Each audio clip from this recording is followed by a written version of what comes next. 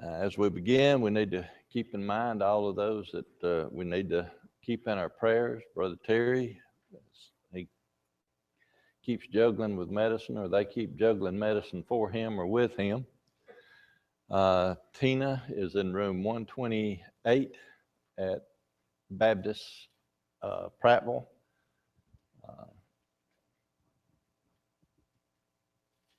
Anybody else?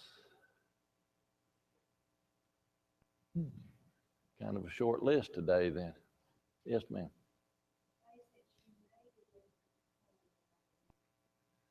Faye may be able to go home by herself in about a week. Okay. Is she getting tired of her son or just ready to be home? Okay. Luke, would you lead us in a prayer, please? Heavenly Father, we thank you for this day that you have given us, the first day of the week. We can come out and worship you, sing songs of praise to you, and this hour that's coming up, we set the course with your word. We pray that you will be with the teachers, that they may remember the things that they have prepared, and that we all may benefit from it. Be with those who are mentioned as being sick, that you will place your healing hand upon them, that it be your will to bring them back to their once born heaven. Go with us now, and may each one of us be attentive to the things that are taught. In Christ's name we pray. Amen. Amen. I did forget one announcement. Saturday the 20th, trying to plan a work day up here at the building for 2 or 3 strong men or that's not afraid of ladders.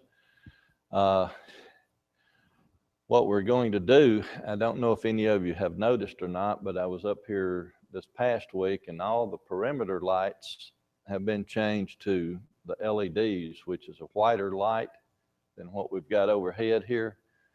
We've got about 30% of the bulbs in these missing. So rather than get up there and just replace what's there, just change to the white light, and that way everybody can, especially old people like me that has a hard time picking up the red letter in the Bible. The white light will help us out a little bit there and make things a little bit brighter inside. So that's the 20th if all goes well. To go to the LEDs, we have to change the dimmers, which means that Jay and I probably spending 4 or 5 hours in there doing all the electrical. So that's why I need a couple of 3 men that are not afraid of ladders to do this work. Joshua chapter 11.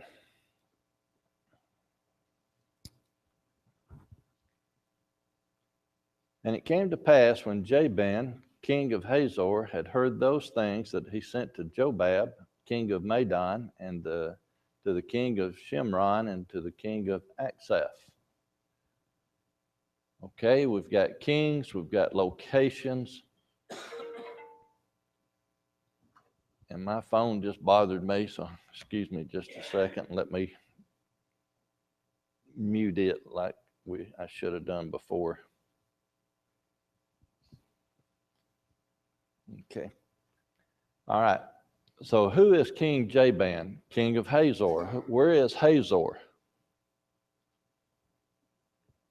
If you're looking at a map, and Brother Terry's gone through this several times before, if you're looking at a map, normally when you look at a map, up is north, down is south, left is west, right is east. So if you're looking at a map of this location right here, we have discussed that Jericho was approximately 6 or 7 miles just to the north and to the west of the Dead Sea. What feeds the Dead Sea? The Jordan River. You go up a ways, and the first location you come to, which is one that we're not exactly sure of the location, but it was Adam, where the waters backed up when they were going to cross the Jordan. So you go on up the Jordan, and what's the next sea, lake? Pardon? Sea of Galilee, or Gennesareth, or it goes by a couple of different names. Now, from Galilee, right on the northern edge of the Sea of Galilee. And when we in the New Testament we talk about Capernaum, right there on the river or the Sea of Galilee. All right, as you go up, what feeds into the Sea of Galilee, when you go up another 15 or so miles, there is another small lake or a small area. And we'll get to that in a little bit later in this chapter, because from most consensus, that is where these kings camped when they were getting ready to do battle with Israel. But if you look up in that area right in there, just to the west would be Hazor. Now, what we're looking at in this chapter is they're about to start their northern campaign. Their northern campaign goes into the area of Galilee up north there. So Asaph is one of those cities that if you look at a dozen maps, most of them won't show it, but some of them show it as a maybe location. Most of these cities, and you got to remember that we're 3,000 and how many years past the time that we're talking about, roughly 3,400 years past this time. So as the cities were destroyed, when you're looking back, it's kind of hard to locate precisely where these places were. So let's just take it at that and say we can get in the general vicinity, but we'll also talk about mountain range and all up that way as we get a little bit more into it. Now, Jabab, if Jabab dies in this chapter here, which he does, how come in the next book, the book of Judges, we also read of Jabab, the king? Pardon? Probably his son, okay? It could either be hereditary, or it could be a position type thing, or like the pharaohs of Egypt. Every one of them was called Pharaoh. Also, if you recall that even if a Pharaoh had a name of John, when he got to be Pharaoh, he may have had 6 different names attached to him. So there's no big mystery here, and nothing that we need to get excited about, like some people try to point out that, hey, that can't be, he's dead. So let's not get in that trap. But Jabin, the king of Hazor, had heard about the Israelites, so he goes and tries to get the northern group of kings there together so that they can go out and defeat Israel. Then he says in verse 2, and to the kings that were on the north of the mountains, one of the plains south of Chinneroth, and in the valley and in the border of Dor on the west. Now, I'm going back into this one because on the west is, what's that great big sea on the west? Mediterranean. Now, they call it the Great Sea, but right along there is Dor. So Dor is almost in the water. So it's western border. Now, when it talks about on the north of the mountains and of the plains south of Chinneroth, remember I said that Capernaum was just right on the northern or northwestern edge of the Sea of Galilee? Well, to the best of everybody's consensus, the city of Chinneroth was just a few miles then to the south and west of Capernaum. So it's pretty close on the northern edge of the Sea of Galilee there.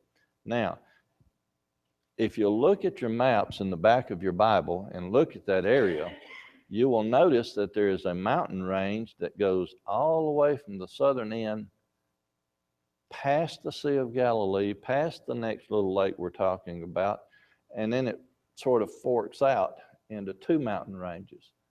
So where in the world would the plains south or the plains south of Chinneroth be? And they're not past the northern mountain range. So they're probably, more than likely, in my opinion, in a valley or in a plain area, because when we go down south to Jericho, what do we talk about? There's also mountain ranges down there, but it's in what? A great big valley that sort of is a plain or a level area. So, but anyway, this is the general location that they're talking about, is up around and west of the Sea of Galilee. And to the Canaanites, and to the Canaanite on the east and on the west, and to the Amorite and the Hittite and the Perizzite, the Jebusite in the mountains, and to the Hivite under Hermon in the land of Mizpah. Now, Mount Hermon is that mountain range, as I said, when it goes north of the Sea of Mermon and forks out. It's over here on the eastern side just a little bit. So that just sort of gives you a general area. But what they're really talking about, or what I think we need to know, is all the kings of the valleys, the plains, the mountains to the north were about to come together to try to defeat the Israelites. And verse 4 says, and they went out, they and all their host with them, much people, even as the sand that is upon the seashore in multitude, with horses and chariots were very many.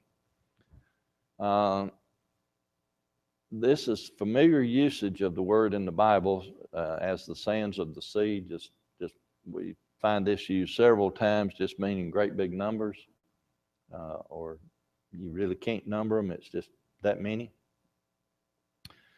And then when all these kings were met together, they came and pitched together at the waters of Merom to fight against Israel. Merom is that lake I was talking about that's about 15 miles north of the Sea of Galilee, in that general area. So that was just sort of their staging area. Now, what's important about that location is that from Gilgal, what is Gilgal? All right, that's where Joshua and the Israelites were based. That's where they went out to do all their fighting and came back to. From Gilgal up to this little lake is in the neighborhood of 90 miles. So it's not very far by our standards today. Back in those days when you're on foot, it'd be a nice little walk, but it'd take you a few days to get there. But still, that's what we need to keep in mind. Verse 6, and the Lord said unto Joshua, be not afraid because of them, for tomorrow about this time will I deliver them up, all slain before Israel. Thou shalt halt their horses and burn their chariots with fire. As a side note, the Canaanites were fierce fighters, and their chariots, a lot of times we've watched movies on TV and all, and we look at the Roman chariots, how they race their chariots and all. But the Canaanites were more for war than for racing. Even the Romans were there for speed and war. But what they would do would be put sort of hooked blades, for lack of a better definition. Most of you wouldn't know what a scythe was, but it's a hooked blade. They would put that on the hub of the wheel. So when the wheel's going around, this hooked blade is turning. So if you're out there and you're on foot, they don't have to run over you with the horses. If they get close to you, they can take your legs out from under you. So they were very fierce fighters. So, every time they were going into a battle that way, where they were going to be outnumbered, or the people were stronger, or more fierce, or better armed, it seemed like God would get with them and say, I got you, don't worry about it. And that's what he's doing here, is telling them, don't worry about it.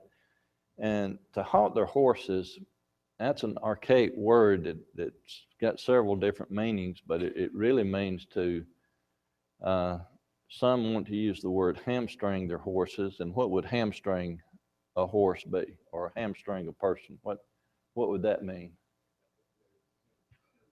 I'm sorry? Cut their Achilles tendon. Your Achilles tendon is like a big, strong rubber band. And if you cut somebody's Achilles tendon at the ankle, it just sort of pops back up in there, up through the calf muscle there, and that leg is of no good. So it would make the horse useless. But another places they want to look at it is just going ahead and killing the animals. So it would be better to kill an animal that way. It would be more humane to kill an animal that way than it would be to hobble it in that fashion. Verse 7, so Joshua came and all the people of war with him against them by the waters of Merom suddenly, and they fell upon them. All right, so you've got all these kings gathered together at Merom, ready to go south and do battle with Israel. How did Joshua manage to fall upon them suddenly, as if without warning?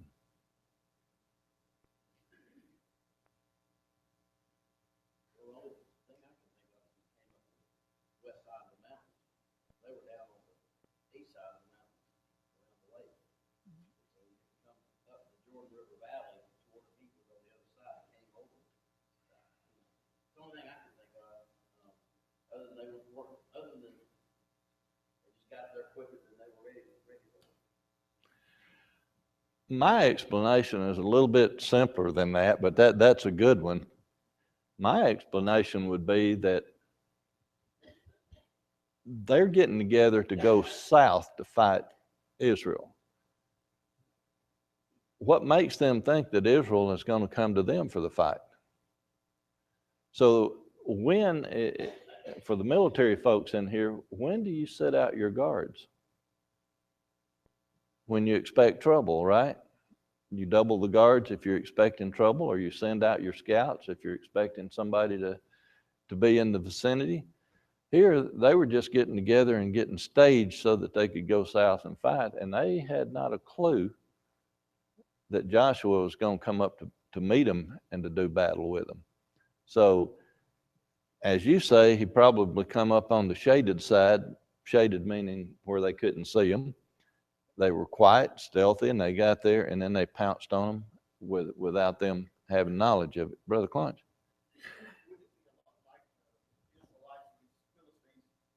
These people, they always matched up with each other so you could sort of kind of scare the other one. Instead of doing that, he went ahead with this idea and this plan. Instead of matching armies, he just went ahead and started the fight.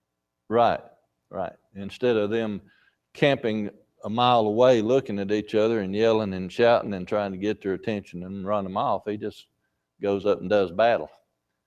Yes, sir.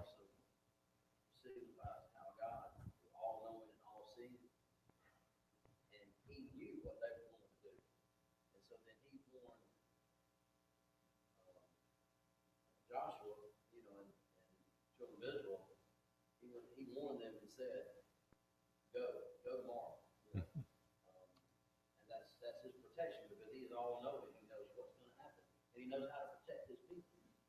Even us today as Christians, he wants what's best for us, and he takes care of the birds of the air again. How much more does he do for us? Right.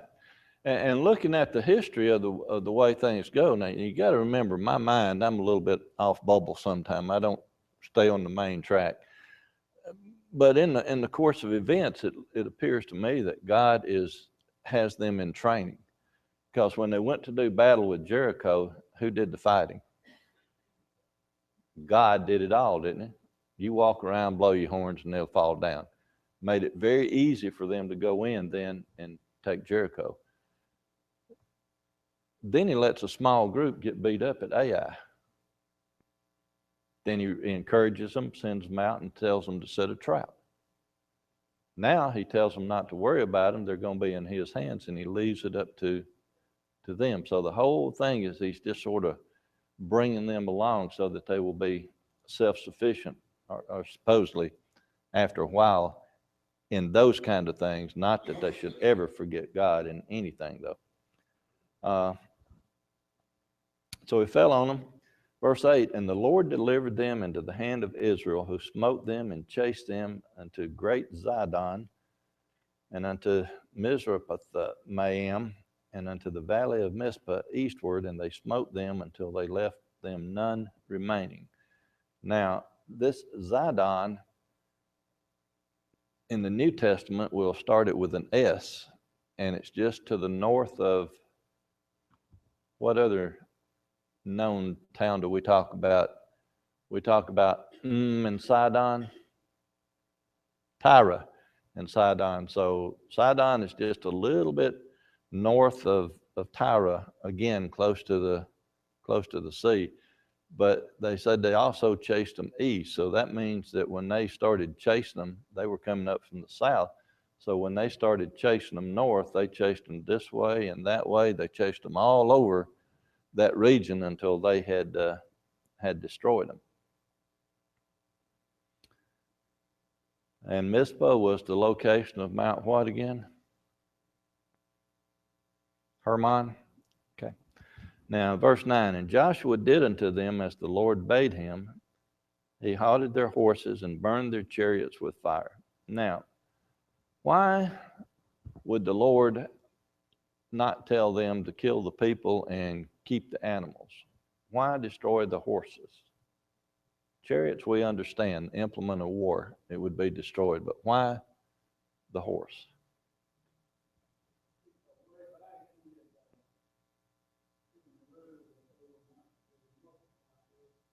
Back in the book of Deuteronomy, they were told not to multiply the horses because, in essence, back in those days, they came from Egypt. The horses came from Egypt, and horses were basically a symbol of war. They were used for warfare.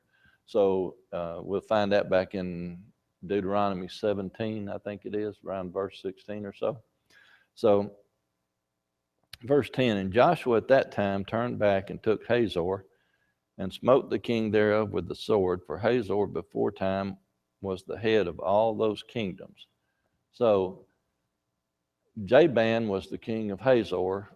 He was looked at as sort of I guess if you want to put it together in this manner, way back when in the United States, the Cherokee Nation, there were 5 tribes of the Cherokee Nation that all got together and sort of had their own government, which was very civilized, but there was one in charge. So here, King Hazor, even though there were other kings in the area, they sort of looked at him or deferred to him for things to be decided.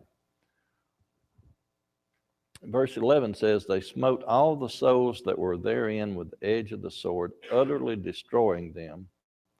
There was not any left to breathe, and he burnt Hazor with fire. And all the cities of those kings and all the kings of them did Joshua take and smote them with the edge of the sword, and he utterly destroyed them as Moses, the servant of the Lord, commanded. But as for the cities that stood in their strength, Israel burned none of them, save Hazor only. That did Joshua burn. All right, what does it mean that for the cities that stood in their strength, he didn't destroy, but he burned all the rest?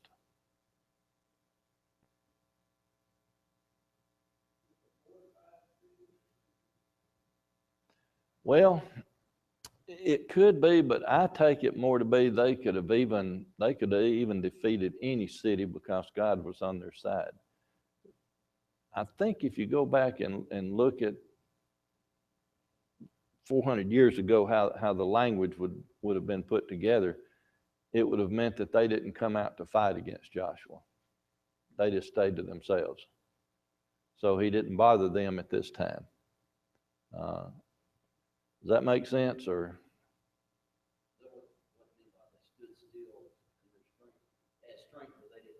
right, I believe that would be or at least that's my way of looking at it, right or wrong. Yes, sir.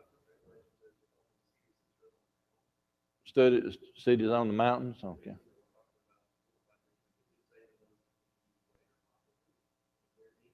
Okay. All right. Let's see if we find out any clarification as we go down through here.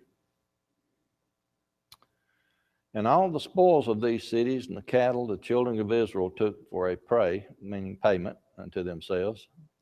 But every man they smote with the edge of the sword until they destroyed them, neither left they any to breathe. As the Lord commanded Moses his servant, so did Moses command Joshua, and so did Joshua. He left nothing undone of all that the Lord commanded Moses. So Joshua took all that land, the hills and all the south country and all the land of Goshen. Now this Goshen is not the Goshen where they lived in Egypt. This is a southern region of Judea that they're talking about. And the valley and the plains and the mountains of Israel and the valley of the same. Even from the Mount Halak that goeth up to Seir. Where's Seir? Way down south. So basically from your southern end unto Baal-gad in the valley of Lebanon. And where would Lebanon be? Where's Lebanon today? Way up north.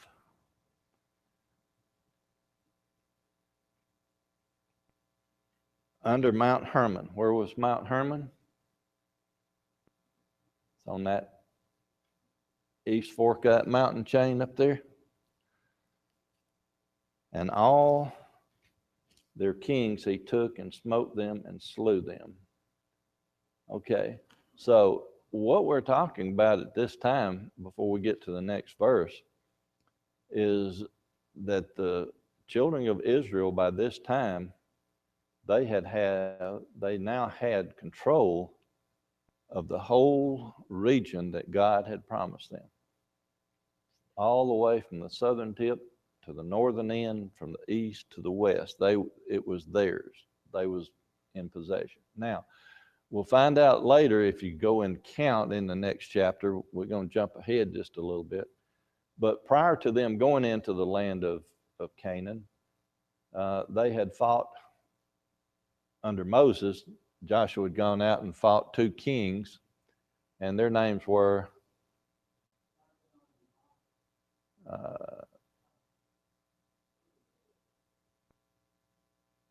anyway, the king of Bashan, and okay. So there were 2 there. Now, after they cross over, the total number of kings that are involved in war with the Israelites, and like I say, if you count them in the next chapter, it's going to list them, be 31 kings. So the children of Israel came out of Egypt, had to wander into the wilderness for 40 years because of their lack of faith, for 38 of those. They had no experience with war. The generation that came out didn't, and the following generation didn't at that time. But God being on their side, they whooped up on 2 kings. Then after they went into the land, God being on their side and giving them direction, they took on 31 kings with all their armies, all their chariots, all their implements of war. And Canaanites, in a general sense, were fierce fighters, with the most fierce of the group being probably the Hivites. And this is just a historical thing. You won't find that in Bible, but through history you can learn that they were just very fierce fighters, and they I would compare them, if we're wanting to look at some modern day examples. If we go back and look at the Japanese during World War II, they gave no mercy. If they shot a plane down, they would go back and shoot the pilot while he was coming down in his parachute. They left no one. If we move up to today, who would you consider the most fierce fighters in the world today? Those that have no, I guess conscience would be the best word for it. would be your ISIS group, beheading people and just not caring about it.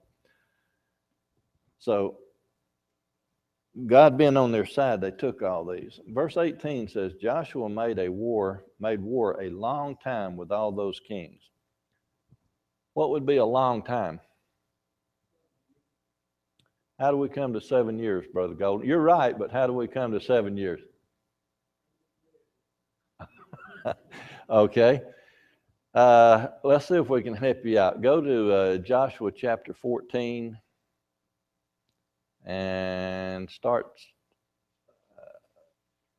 I want us to end in verse 10, but let's start in about verse 6. Brother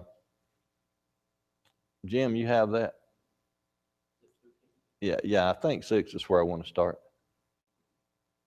Then the children of Judah came unto Joshua in Gilgal, and Caleb the son of Jephunneh the Kenizzite said unto him, Thou knowest the things that the Lord said unto Moses, the man of God, concerning me and thee in Kadesh Barnea. 40 years old was I when Moses, the servant of the Lord, sent me from Kadesh Barnea to espy out the land. And I brought him word again as it was in mine heart. Nevertheless, my brethren that went up with me made the heart of the people melt. But I wholly followed the Lord my God. And Moses sware on that day, saying, Surely the land whereon thy feet have trodden shall be thine inheritance, and thy children forever, because thou hast wholly followed the Lord my God. And now behold, the Lord hath kept me alive, as he said, these 45 years, even since the Lord spake this word to Moses, while the children of Israel wandered in the wilderness. And now, lo, I am this day 85 years old. Okay. So who we're talking about being 85 at this point? Caleb, isn't it? Caleb's talking to Joshua. All right. So Caleb is talking to Joshua, and he's 85 years old. It says when Moses had talked to him and sent them out to spy. Now they'd been out in the wilderness for a couple of years. Remember when they was at Kadesh Barnea and he sent the spies out? They'd been on their journey from Egypt for 2 years. And how old was he? 40. Now he's 85. He tells us in the verse previous that he had been alive for 45 years from the time that he had been sent out as a spy until now. So if they had wandered in the wilderness 38 more years, 38 from 45 leaves you 7 years. So Brother Golden was absolutely correct. A 7-year war here to do all that. Verse 19, there was not a city that made peace with the children of Israel, save the Hivites, the inhabitants of Gibeon. All other they took in battle. For it was of the Lord to harden their hearts, that they should come against Israel in battle, that he might destroy them utterly, and that they might have no favor, but that he might destroy them as the Lord commanded Moses. And at that time came Joshua and cut off the Anakims from the mountains, from Hebron, from Debir, from Anab, and from all the mountains of Judah, and from all the mountains of Israel. Joshua destroyed them utterly with their cities. There was none of the Anakim left in the land of the children of Israel, only in Gaza and Gath and in Ashdod there remained. So Joshua took the whole land according to all that the Lord said unto Moses, and Joshua gave it for an inheritance unto Israel according to their divisions by their tribes, and the land rested from war. So what we have found out during this is that this last big push, this last big battle had destroyed the northern end. They had started in the southern end. And now the whole land was theirs, and they had followed God's instructions. They had destroyed the cities and everything that they had been told to. And now that the battle was over, the land was at rest, at peace. Questions or comments on chapter 11? Brother Golden.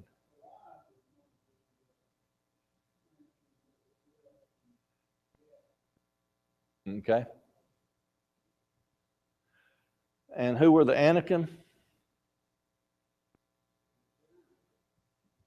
big folks. We know that not all of them was killed. Why? We're not there yet. Huh? How about David and Goliath? So we know all the giants wasn't, or all the big people wasn't totally done away with. Yes, sir. Trivial fact, verse 17 makes mention of this place called Seir.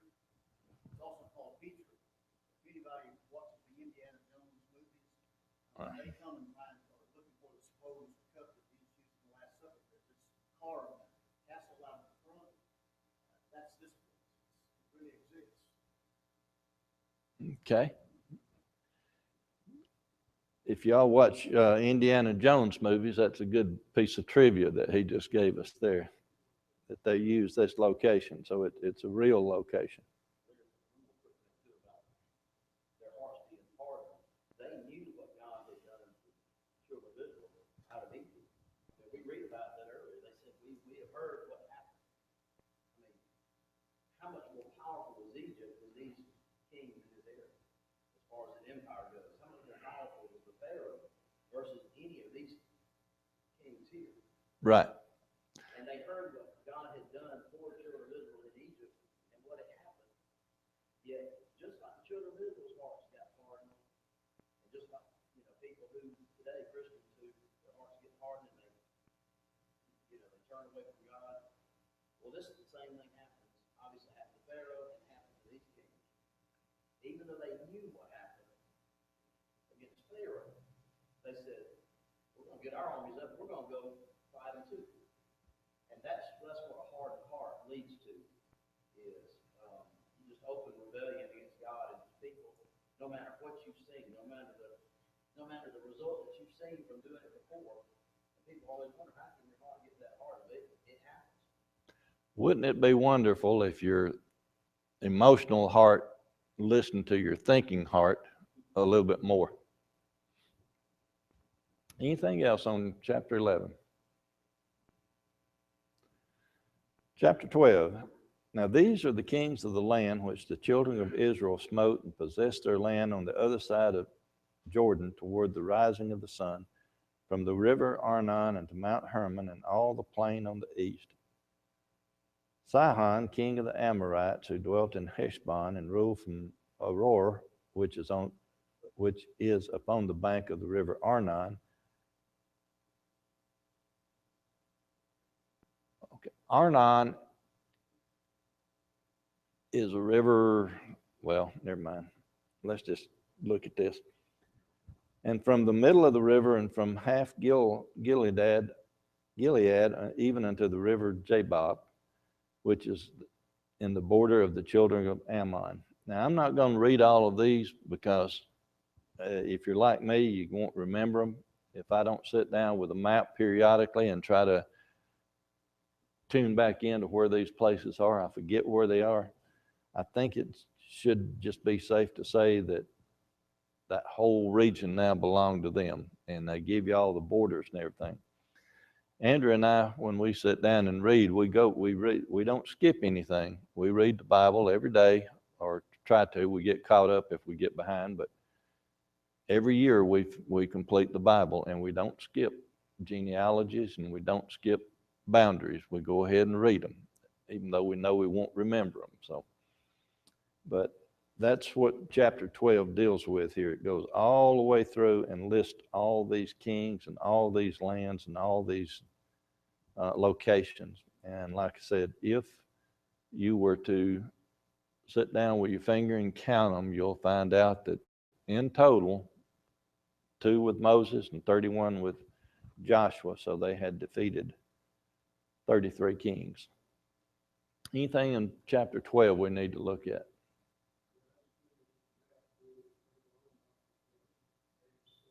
Right, it's on the east side of it, yeah. So that was where your first 2.5 tribes stayed. Anything else on chapter 12? Okay, we'll get started on chapter 13. We've only got just a few minutes here left. But it says, now Joshua was old and stricken in years, and the Lord said unto him, Thou art old and stricken in years, and there remaineth yet very much land to be possessed. Thought I said that they had all of it. What does it mean that there's still land to be possessed?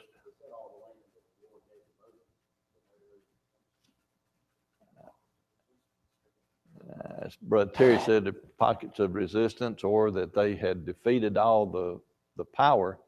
They just hadn't said, this is mine.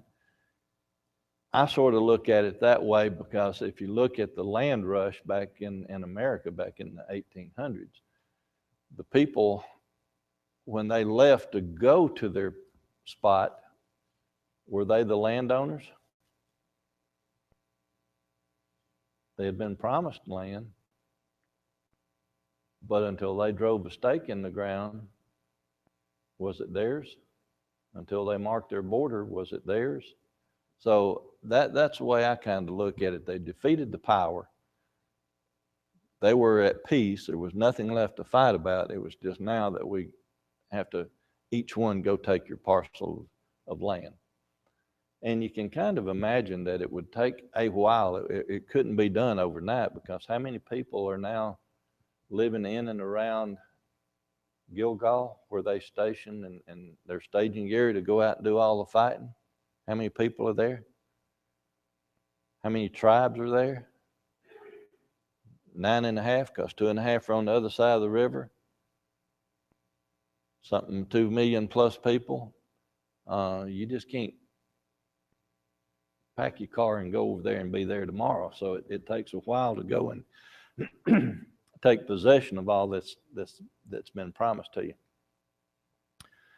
Verse 2 says, this is the land that yet remaineth, all the borders of the Philistines and Geshuri, from Sihor, which is before Egypt, even unto the borders of Ekron northward, which is counted to the Canaanite, 5 lords of the Philistines, the Gazathites and the Ashdodites and Escalonites, the Gittites and the Ekronites, also the Ivites. Okay, so this sort of goes into what Brother Clark said, that even though the land was at peace, they'd done all the major fighting, still there were a couple of places that wasn't quite settled yet. And you can sort of imagine that. How friendly were the Indians to the people that was going west and taking over their territory? Didn't they have some skirmishes here and there?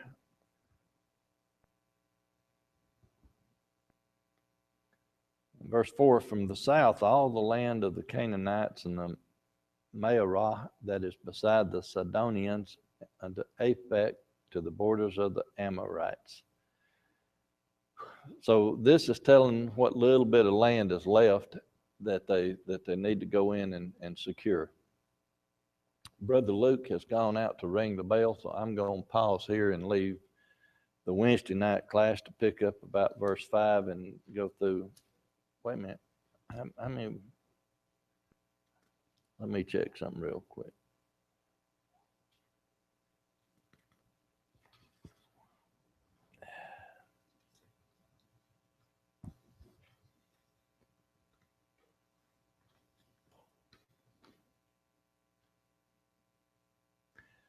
Oops. I thought we went through 14, but we need to get through 15 by Wednesday night. So let's continue.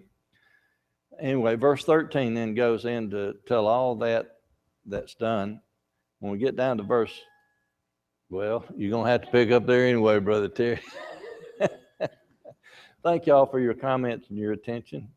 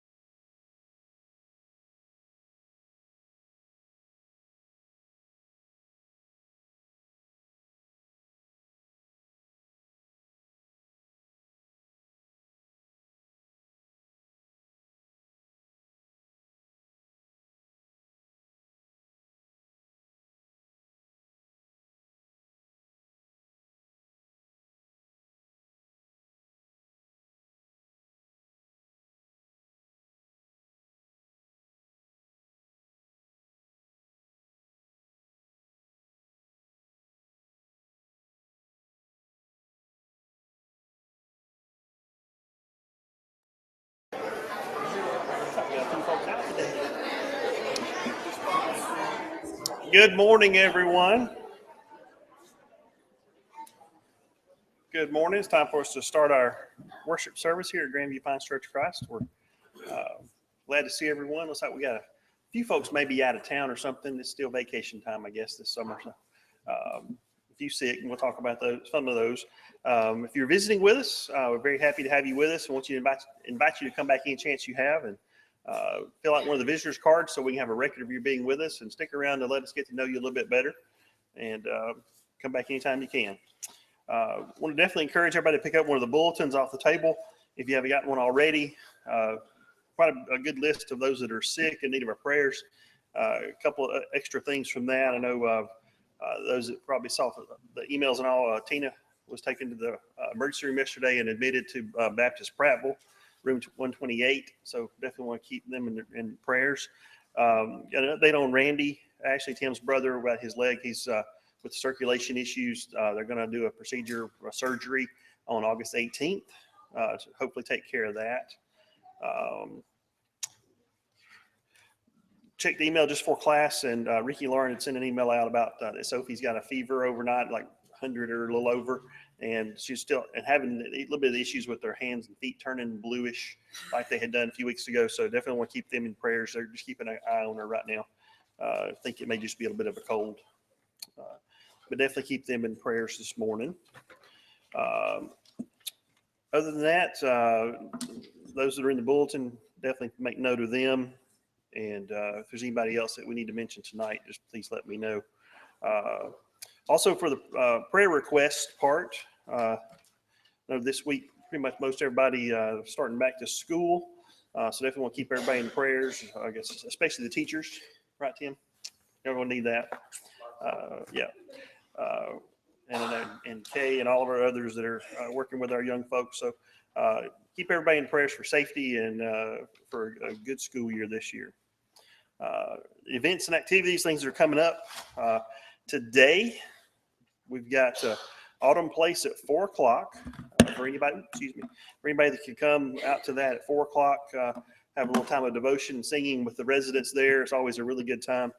It's always better when we have a lot of people. So come on and join us with that, and enjoy that time of fellowship with the folks at Autumn Place.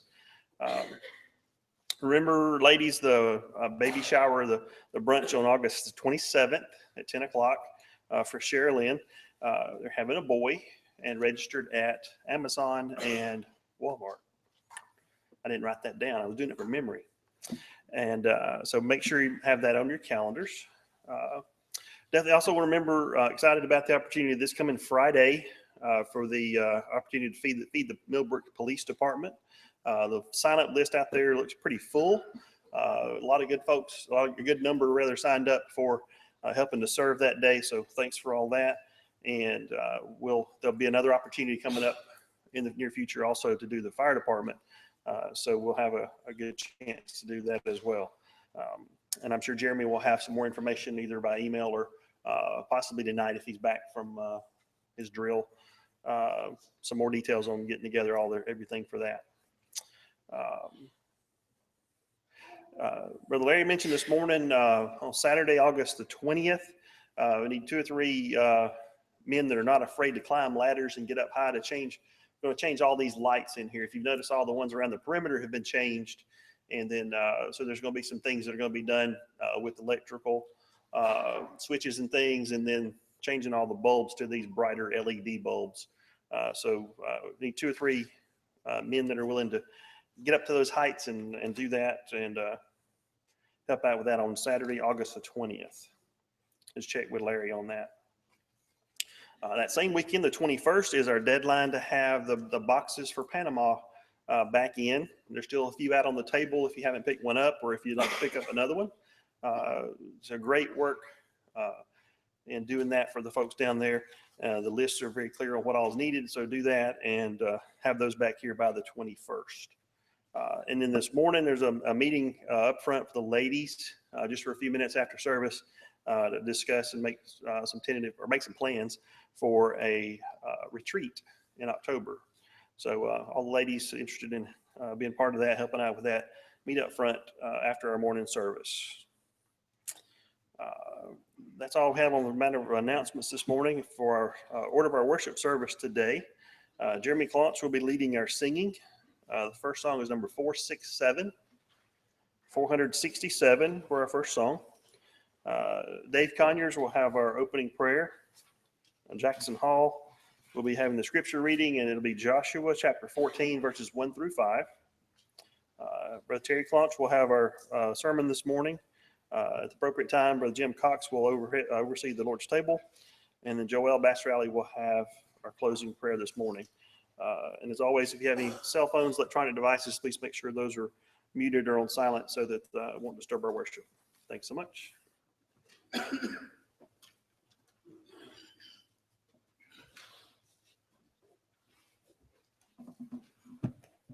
Good morning.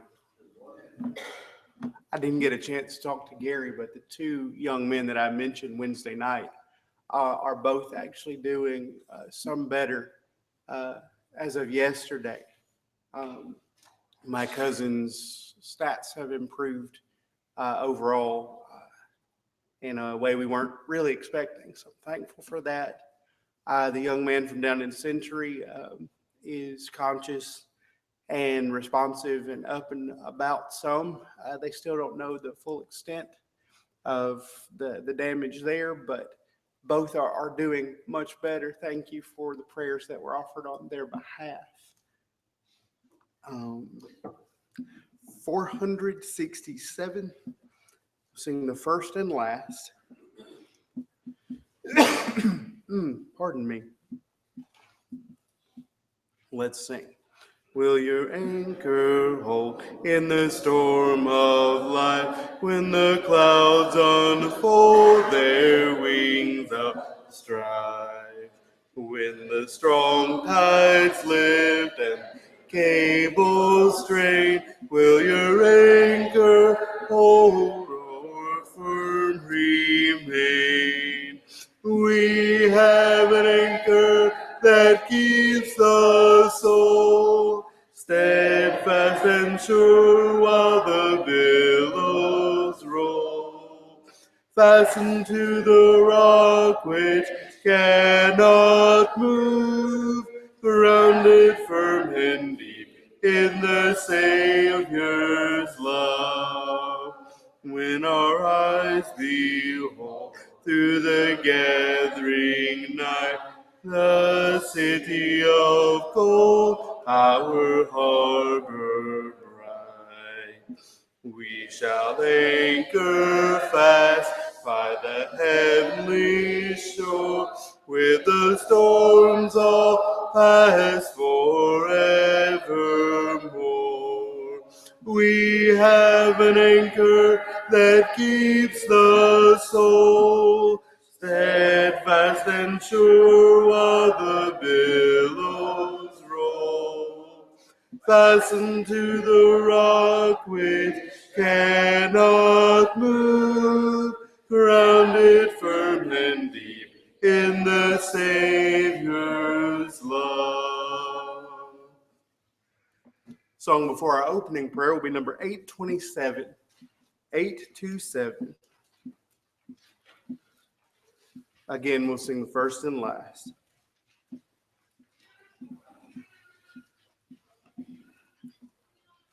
$827.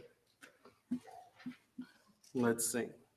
Sweet hour of prayer, sweet hour of prayer that calls me from a world of care and bid me at my Father's throne.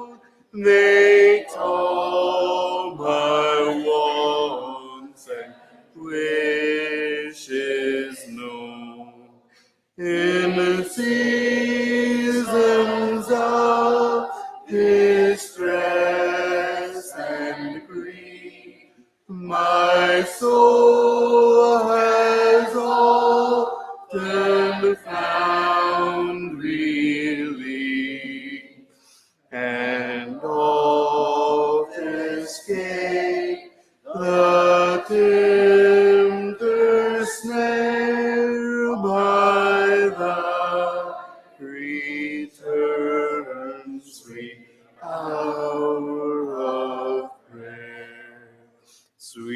Sweet hour of prayer, sweet hour of prayer, thy wings shall my petition bear.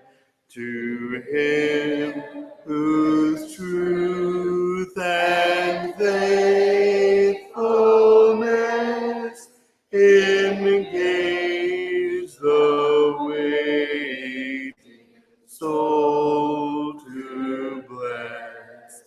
And since he bid me seek his face, believe his word, and trust his grace, I'll cast on him my every care, and wait for thee, sweet hour